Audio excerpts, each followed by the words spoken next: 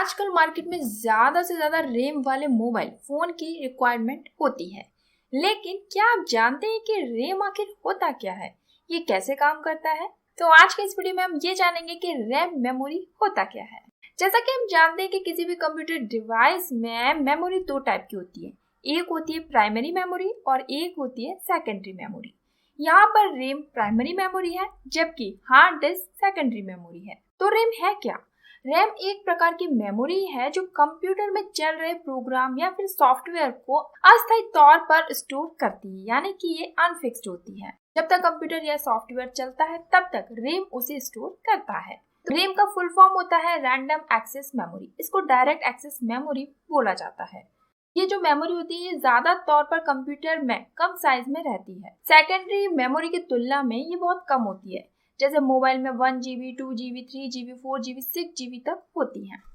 और इसी को कंप्यूटर की मेन मेमोरी भी कहा जाता है। ये टेम्परेरी स्टोरेज मेमोरी है, यानी कि डिवाइस के ऑफ होते ही इसमें स्टोर डेटा अपने आप रिमूव हो जाता है। इसके बाद उस डेटा को वापस नहीं लाया जा सकता, इसलिए रैम को वॉलेटाइल मेमोरी भी कहा जाता है। ये एक सेमीकंडक्टर और फ्लिप फ्लॉप से मिलकर बनी मेमोरी होती है। जैसे कि मोबाइल की इंटरनल मेमोरी में स्टोर किसी भी फाइल को ओपन करेंगे तो फाइल जिस मेमोरी के ऊपर रन करती है वो रैम होती है। इसलिए जब भी हम अपने डिवाइस में एक साथ कई सारे एप्लीकेशन चलाते हैं तो रैम में लोड बढ़ने के कारण हमारी डिवाइस स्लो भी हो जाती है। अब रैम काम क्या करता है? जब भी आप अपने मोबाइल को चलाते हैं, गेम्स खेलते हैं, बहुत सारे एप्लीकेशन चलाते हैं, एडिट वगैरह करते हैं, इन सब के लिए मोबाइल को स्पेस तो चाहिए और ये स्पेस आता है रैम से। चलिए मैं आपको एक एग्जांपल के थ्रू और समझा देती हूँ। जैसे कि हमें मान लीजिए कि क्रिकेट ही खेलना है, तो हम एक छोटे से रूम में तो नहीं खेल सकते, हमें बहुत सारी जगह की जरूरत होगी। तो इसी टाइप से हम दिन भर जब मोबाइल का यूज करते हैं तो ज्यादा से ज्यादा रैम का यूज होता है।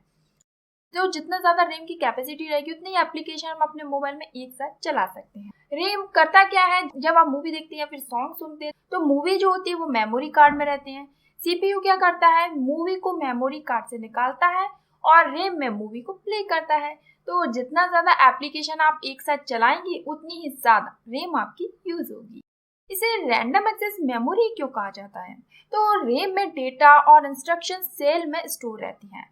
हर एक सेल कुछ रो और कॉलम से मिलकर बना होता है। अब रैंडम एक्सेस मेमोरी से इसलिए कहा जाता है जैसे कि आपका कोई यूनिक एड्रेस हो, इसे सेल पाथ भी कहते हैं। सीपीयू इन सेल से अलग अलग डेटा को रिसीव करता है और वो भी बिना सीक्वेंस के ही।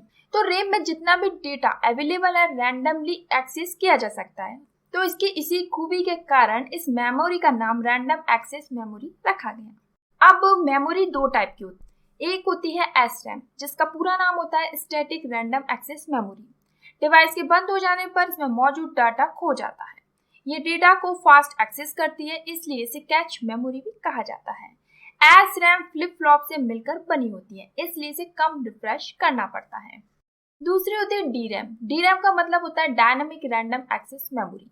ये SRAM के कंपेयर में इसकी जो डेटा रीड करने की स्पीड होती है वो थोड़ी स्लो होती है, इसलिए इसे बार बार रिफ्रेश करना पड़ता है, यानी कि 1 सेकंड में 1000 बार रिफ्रेश होती है। तो उम्मीद है आपको समझ आया होगा कि रैम मेमोरी एक्चुअल में होता क्या है। तो ऐसे ही इंफॉर्मेटिव एंड करियर से रिलेटेड वीडियोस देखने के लिए हमें फॉलो करना ना भूलें। अगर आप किसी जॉब के लिए जा रहे हैं, रेज्यूम बनाना चाह रहे हैं, तो इसके लिए आप हमारी वेबसाइट की हेल्प ले सकते हैं, जिसकी लिंक आपको डिस्क्रिप्शन बॉक्स में मिल जाएगी। So bye bye and have a good